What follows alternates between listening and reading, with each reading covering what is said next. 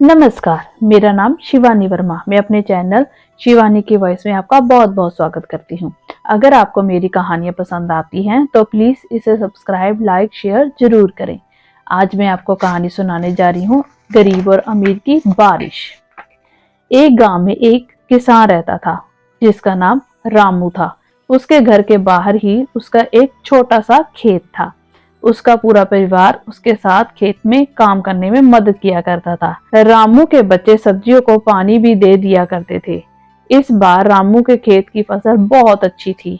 वह अपनी पत्नी से कहता है कि इस बार हमारी फसल बहुत अच्छी हुई है और अगर सब कुछ सही रहा तो इस बार फसल बेचकर अपना पक्का घर बना लेंगे। इतना कहने के बाद वह अपनी पत्नी सरला से कहता है कि मैं बाजार जा रहा हूँ कुछ सब्जियों और धान को बेचने के लिए। तुम खेतों में कीटनाशक दवाइयां छिड़क देना। इतना कहने के बाद वह बाजार चला गया और इधर उसकी पत्नी और बच्चे खेत का सारा काम खत्म कर देते हैं। जब रामू बाजार से वापस आता है तो वह बहुत खुश होता है और अपनी पत्नी से कहता है कि आज हमारी सब्जियां उच्च गुणवत्ता वाली हैं। हमें इस बार बाजार में बहुत अच्छे दाम मिलेंगे। बाजार में जल्दी से सब्जियां तोड़कर बेचनी होंगी। यह सुनकर उसकी पत्नी ने कहा, ठीक है, हम कल ही सारी सब्जियां तोड़कर बाजार में बेचने के लिए तैयार कर देंगे। इतना कहने के बाद वह अपने परिवार के साथ खुशी खुशी सो जाते हैं। लेकिन रात में अचानक बारिश होने लग जाती है। बारिश होने की वजह से रामू बहुत दुखी होता है। वह अपनी पत्नी को उठाता है, कहता है, सरला, यह देखो कितनी तेज बारिश हो रही है। सरला भी बहुत दुखी हो जाती है और वह कहती है, हे भगवान, हमारी फसल का क्या होगा। दोनों पति पत्नी भगवान से बारिश बंद होने के लिए प्रार्थना करते हैं, लेकिन बारिश रुकने का नाम नहीं ले रही होती। यहाँ तक कि कुछ देर बाद ओले भी पड़ने लगे। पूरे खेत में बारिश का पानी भर गया। इससे वह दोनों बहुत परेशान थे। रामू ने कहा, सरला, बारिश का पानी बहुत बढ़ता जा रहा है। धीरे धीरे यह हमारे घर में भी भरने लगेगा और हवा की वजह से हमारे घर का छप्पर भी टूटने लगा है। दोनों बहुत परेशान थे। किसी को कुछ समझ में नहीं आ रहा था कि ऐसी परेशानी में उन्हें क्या करना चाहिए। सरला ने अपने दोनों बच्चों को उठाया और अपने पति के साथ किसी सुरक्षित स्थान पर जाने का फैसला किया। जब वह अपने घर से निकले तो देखा पहले से ही बारिश के पानी की वजह से कई घर टूट चुके हैं। पूरे गांव में पानी भर चुका है और गांव के अन्य लोग भी अपना अपना सामान सर पर रखकर गांव से निकल रहे थे। पूरा गांव दुखी था। सभी एक दूसरे की मदद कर रहे थे। सभी गांव वाले गांव के बाहर के पुल के ऊपर आकर रुक गए। कुछ समय बाद बारिश रुक गई और अगले दिन सुबह सरकारी लोग गांव में फंसे लोगों के लिए खाना लेकर आए।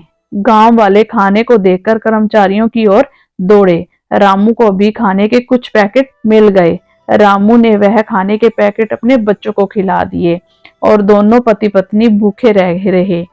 अब गांव वालों को कुछ राहत महसूस होने लगी। अब उन्हें पूरी उम्मीद थी कि वह अपने गांव में लौट जाएंगे, लेकिन तभी थोड़ी देर बाद फिर से बारिश शुरू हो गई। इस बार बारिश बहुत देर तक लगातार पड़ती रही। पानी बढ़ता जा रहा था, जिसकी वजह से गांव में राहतकर्ता भी खाना लेकर नहीं आए। रामू ने कहा कि इस बार हमारे गांव में सरकारी गाड़ियां खाना लेकर नहीं आएंगी। मैं खाना लाने के लिए गांव से बाहर जाता हूँ। कुछ देर बाद रामू खाना लेकर सरला और बच्चों के पास पहुंचा, लेकिन रामू के शरीर पर बहुत चोट के निशान बने हुए थे, जिन्हें देखकर सरला घबराते हुए बोली, यह सब कैसे हुआ। इस पर रामू ने कहा कि पास वाले गांव में सरकार मुफ्त में खाना बांट रही थी, जिसकी वजह से वहां पर बहुत भीड़ थी। मुझे खाने लेते हुए भीड़ में यह चोट लग गई। इतना सुनकर सरला रोने लगी और कहने लगी, जो हाथ अनाज उगाते थे आज वह खुद अनाज के लिए परेशान है।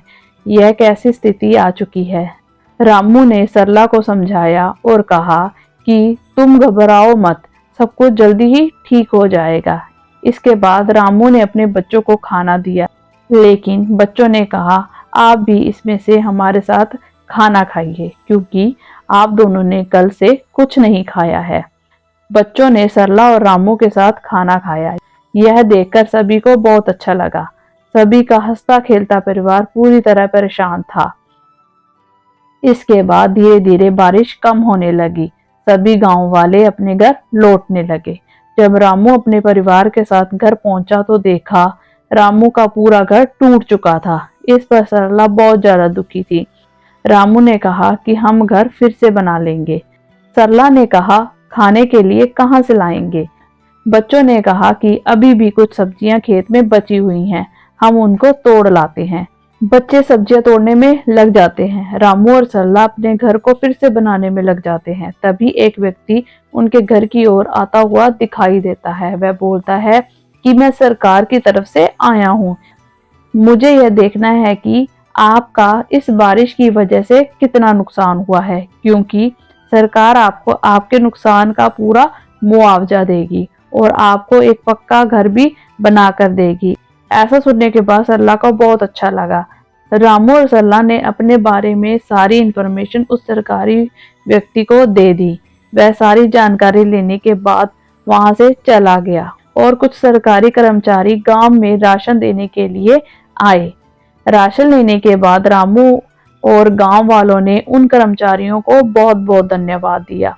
कर्मचारियों ने कहा आप एक किसान हैं जो कि पूरे देश के लिए अनाज उगाते हैं, आपकी मदद करना हमारा कर्तव्य है। इतना कहने के बाद वह गांव से चले गए। इसके कुछ दिन बाद रामू के गांव में सरकार की बहुत सारी गाड़ियां आई और जिन लोगों के भी बारिश की वजह से घर टूटे थे उन सभी लोगों को मजबूत और पक्के घर बनवाकर दिए गए। आज सरला की आंखों में खुशी के आंसू थे। इस पर सरला ने कहा कि हे भगवान, मैंने अनजाने में आपको बहुत कुछ बुरा भला कहा, मुझे इसके लिए माफ कर देना। भगवान को धन्यवाद करते हुए वह बहुत खुश हुई। रामू के परिवार को अंत में पक्का मकान भी मिल गया और आर्थिक मदद भी मिल गई। इसके बाद उन्होंने फिर से फसल उगाई। हालांकि बारिश का कहर रामू और पूरे परिवार पर बहुत बरसा, लेकिन अंत में सब कुछ ठीक हो गया और सभी गांव वाले बहुत खुश थे। शिक्षा। इस कहानी से हमें यह शिक्षा मिलती है कि जब अमीर लोग अपने पक्के घरों में बारिश का आनंद लेते हैं, वहीं एक गरीब किसान अपने खेत को बचाने के लिए भगवान से प्रार्थना करता है। आज भी कई गांव ऐसे हैं जहां पर बारिश के कारण लोगों के घर टूट जाते हैं। धन्यवाद।